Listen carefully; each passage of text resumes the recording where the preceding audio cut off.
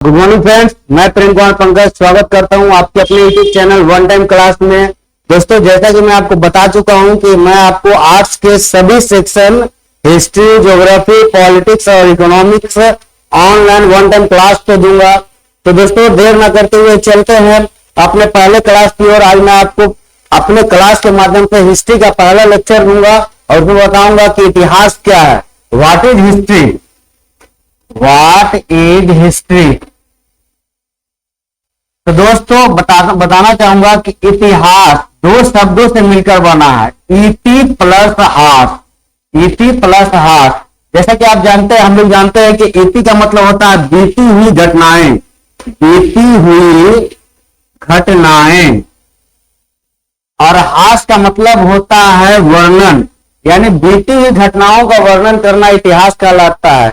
लेकिन हम लोग जिस क्लास में पढ़ रहे हैं उस क्लास में यह परिभाषा संभव नहीं है। बीती हुई घटनाओं का अध्ययन करना इतिहास कहलाता है। बीती हुई घटनाओं का अध्ययन करना इतिहास कहलाता है।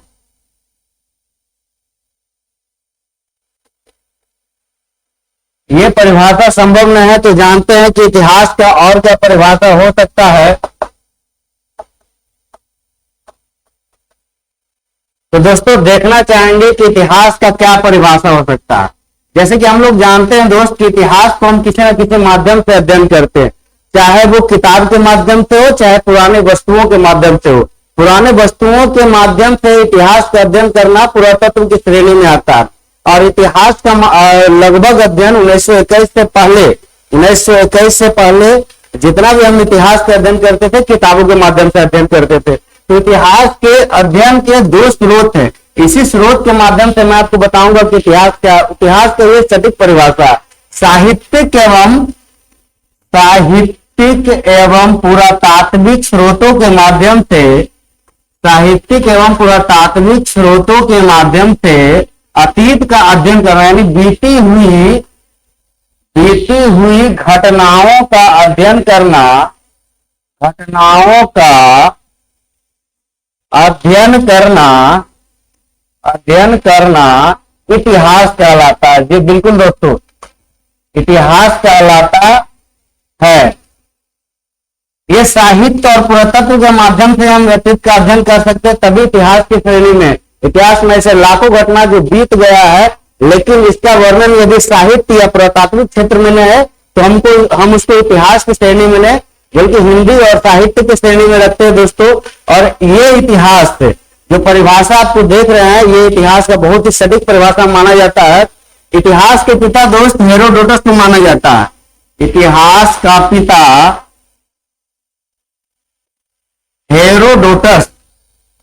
हेरोडोटस को माना जाता है, क्योंकि हेरोडोटस ने एक किताब लिखा था हिस्टोरिका। और उन्होंने इस किताब में भारत और फारस के बीच व्यापारिक संबंधों का वर्णन किया था आज से 2000 साल पहले। इस किताब के माध्यम से उन्होंने भारत और फारस के बीच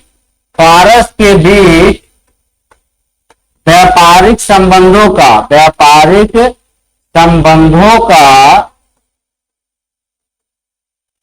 वर्णन किया था, जिसके माध्यम से हम उसको इतिहास के पिता की संज्ञा देते हैं। दोस्तों, इसके साथ आज जानते हैं कि इतिहास को हम लोग कितने श्रेणियों में कितने श्रेणियों में पढ़ते हैं और इतिहास के अंतर्गत कौन कौन से क्षेत्र आते हैं। तो दोस्तों, सबसे पहले इसको आप स्क्रीनशॉट ले सकते हैं या उतार सकते हैं। उसके बाद चलते हैं हम अगले क्लास की ओर। तो दोस्तों, जानते हैं हम लोग इतिहास का वर्गीकरण। इतिहास को हम लोग 3 भागों में बांटते हैं। सबसे पहला जो इतिहास आता है उसको हम लोग कहते हैं प्राक इतिहास। इंग्लिश में इसको प्री हिस्ट्री कहते हैं। इतिहास के पहले वाले भाग। इस काल में हम लोग पृथ्वी की उत्पत्ति, मानव की उत्पत्ति, मानव का विकास और मानव किस प्रकार से जीवन यापन करता है उसके बारे में हम लोग विस्तार से अध्ययन करेंगे और जानेंगे कि ये क्या है।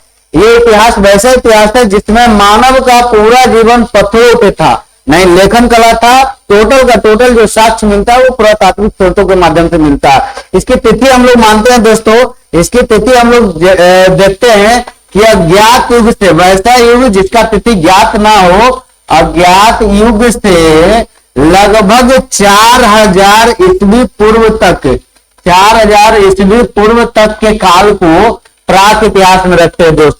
दूसरा जो इतिहास आता है दोस्त, वो आता है आद्य इतिहास। आद्य इतिहास, इसको आद्य इतिहास, इसको इंग्लिश में हम लोग प्रोटो हिस्ट्री कहते हैं। प्रोटो हिस्ट्री, वैसा हिस्ट्री जिस समय लेखन कला तो था, लेकिन आज तक कभी उसको पढ़ा नहीं गया। जैसे हड़प्पा सभ्यता, हड़प्पा सभ्यता भारत में, हड़प्पा सभ्यता को और वैदिक सभ्यता को इस काल में रखते हैं। हड़प्पा सभ्यता और वैदिक सभ्यता को इस काल में रखते हैं। इसकी तिथि दोस्तों 4000 ईस्वी पूर्व से लेकर 4000 ईस्वी पूर्व से लेकर करीब करीब 600 ईस्वी पूर्व तक इसकी तिथि आता है। तीसरा आता है दोस्तों ऐतिहासिक काल, हिस्टोरिकल एज। ऐतिहासिक काल, हिस्टोरिकल एज, वैसा एज जिस समय लेखन कला भी था और उसको पढ़ा भी गया, उसको हम लोग रखते हैं ऐतिहासिक काल में दोस्तों। जिस समय लेखन कला भी था और उसको पढ़ा भी गया, अभी तक उसको क्वालिफाई किया गया, उसके अभिलेखों के लिपियों को अच्छे से डिस्क्रिफाई किया गया, इसको हम लोग ऐतिहासिक काल में रखते हैं दोस्तों।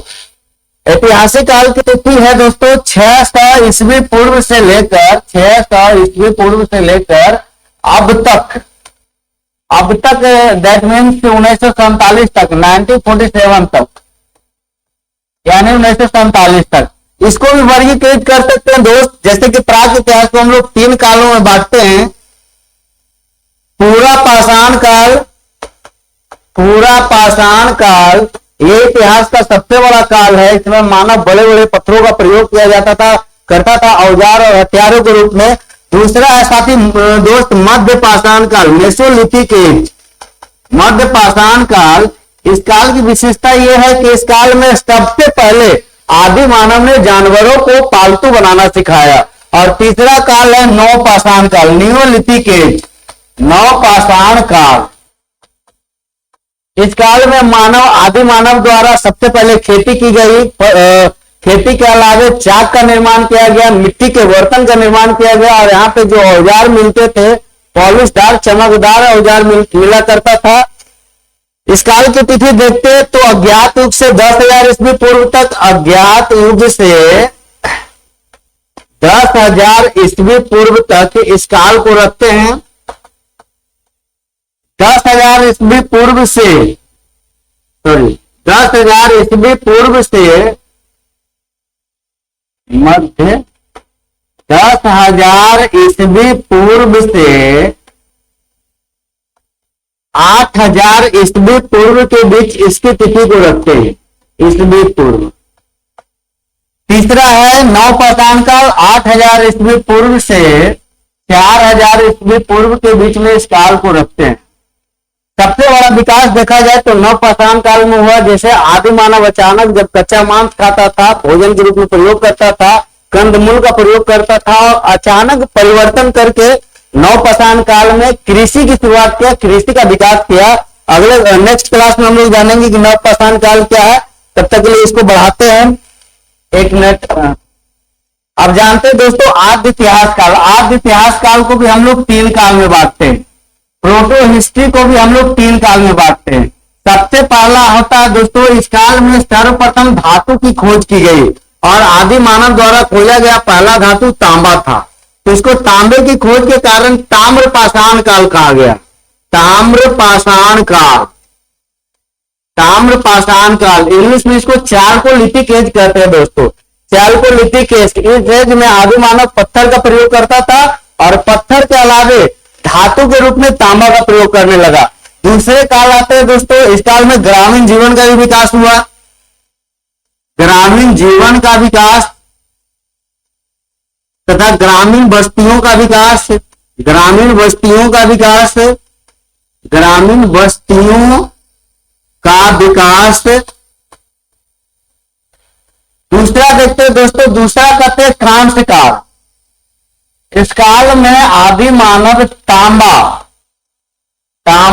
85% और टीन 50% को ऐड कर मिलाकर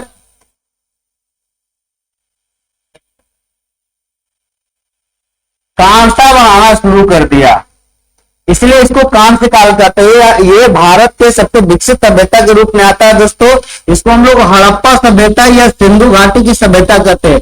आगे की क्लास में हम लोग विस्तार से जानेंगे कि हड़प्पा सभ्यता क्या है। अब चलते हैं आगे की ओर। तीसरा जो काल है दोस्तों वो है लौह काल, आयरन एज, लौह काल।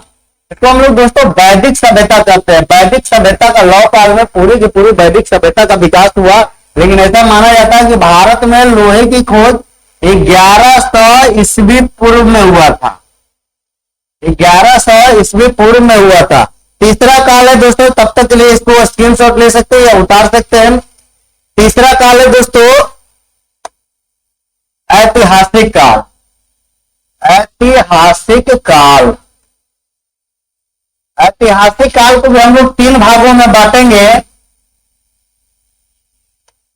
सबसे पहला आएगा दोस्तों प्राचीन इतिहास, जिसको हम लोग एंसेंट हिस्ट्री कहते हैं।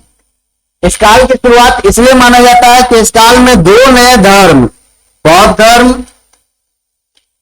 धर्म और जैन धर्म का प्रादुर्भाव हुआ और अचानक हमारी संस्कृति में बहुत सारा बदलाव हुआ। इसलिए इस काल को हम लोग प्राचीन इतिहास कहते हैं। दूसरे जो काल है दोस्तों उसको कहते हैं हम लोग मध्य इतिहास।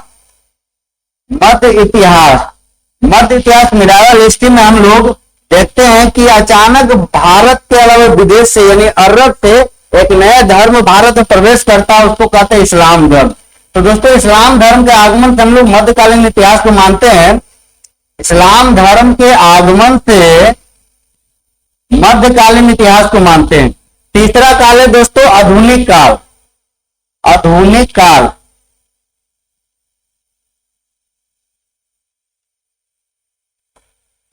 आधुनिक काल, मॉडर्न हिस्ट्री। अंग्रेजों के आगमन को हम लोग आधुनिक काल मानते हैं, यानी यूरोपियों के आगमन को हम लोग यूरोपियों के आगमन को हम लोग आधुनिक काल मानते हैं। दोस्तों इसकी तिथि देख लेते हैं। 600 ईस्वी पूर्व से लेकर आर्य शर्मा के अनुसार 712 ईस्वी तक, क्योंकि 712 ईस्वी में मुस्लिमों का भारत में आगमन हो जाता है। यहां तक के काल को हम लोग प्राचीन काल मानते हैं, यानी प्राचीन इतिहास मानते हैं। और 712 ईस्वी पूर्व, 712 ईस्वी से लेकर 1750 ईस्वी तक, 1750 ईस्वी तक भारत में मुस्लिमों का प्रादुर्भाव रहा, प्रभुत्व रहा है। इस कारण से इस काल को हम लोग मध्य इतिहास कहते हैं। और 1750 से 1947 तक अंग्रेजों का प्रभुत्व भारत में रहा है। इस कारण से इस काल को हम लोग आधुनिक काल कहते हैं, यानी आधुनिक इतिहास कहते हैं। आज के क्लास के लिए इतना ही। तब तक के लिए वीडियो को लाइक, सब्सक्राइब और वीडियो को ज्यादा से ज्यादा शेयर करें।